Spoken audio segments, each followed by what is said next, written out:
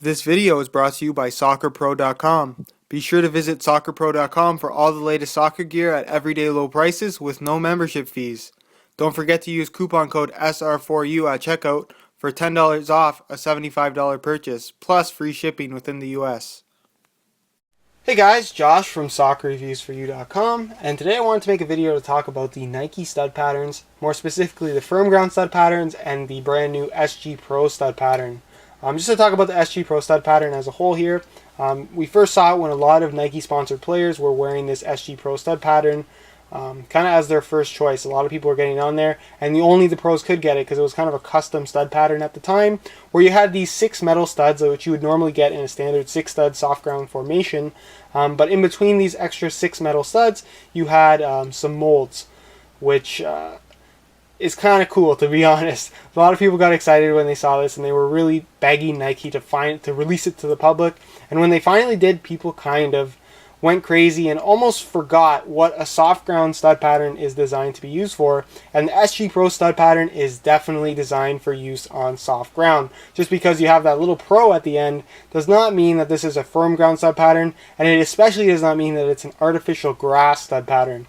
But just to talk about firm ground and soft ground to begin with, obviously in front of me I have 2 Nike Mercurial Vapor 8s, this one being firm ground, that one being soft ground pro. But just talk about a firm ground stud pattern.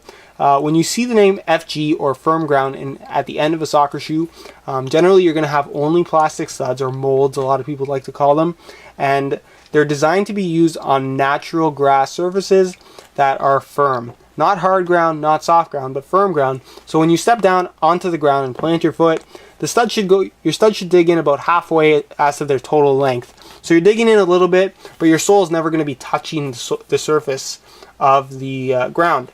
So if you're playing on a surface that you feel like your studs aren't digging in enough, you're on a hard surface, and you should probably stick to something with a little bit shorter studs. And if you feel like your studs are digging in too much and you find yourself slipping when you're pushing off, that's generally a sign that you should probably be using soft ground studs as opposed to firm ground.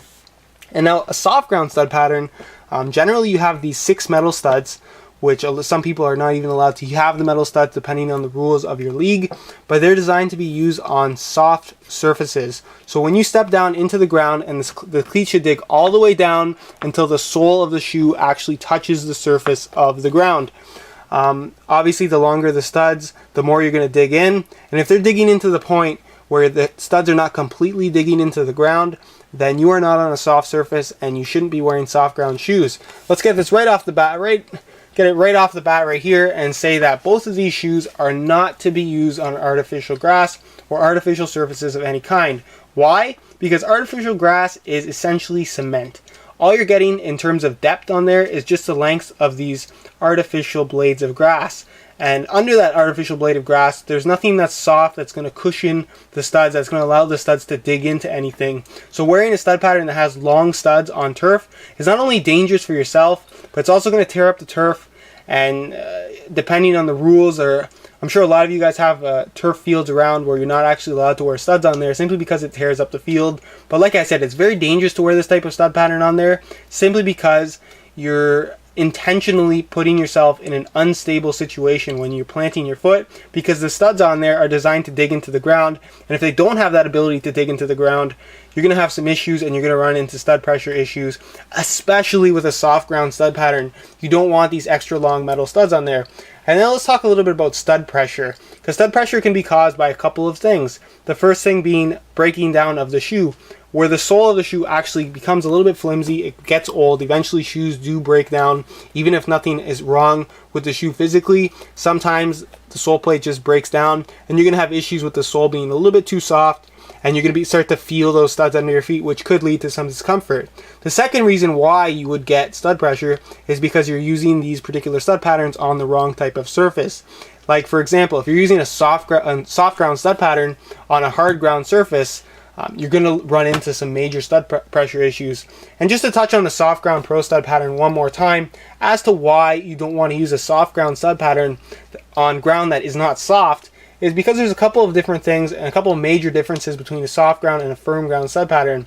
On a firm ground stud pattern, like I said, you generally have molded plastic studs, which means that they're molded on the surface of the sole plate. They go nowhere into the sole plate. There's no depth to them in terms of having a cutout on the sole plate. When you're talking about a soft ground stud pattern, you have 6 metal studs generally that screw in. So in that screw in spot, there's a cutout in the sole plate, which means that any of the stiffness that you had from the sole plate that are there to eliminate stud pressure is gone, because you have to have this little mechanism in there for the stud to actually screw in. And if you look at an actual soft ground stud, you're going to notice that there's actually quite a bit of screw on the actual stud to go into the shoe. So if you have somewhere there, that has to go into the sole plate. So you can see that's quite a long thing, especially considering how thin this particular sole plate is, or even a soccer sole plate in general, regardless if it's carbon fiber, glass fiber, plastic. Something has to go in there. So if you think about it, if you're playing on a hard surface like a hard ground with a soft ground stud pattern, you're going to run into issues where you're going to feel every single one of these screw-in sections on your shoe, which is going to lead to some major discomfort. I kind of wanted to bring this video up just because I know a lot of you guys are probably interested in a lot of the Nike stuff, especially with the upcoming release of all of this ACC stuff.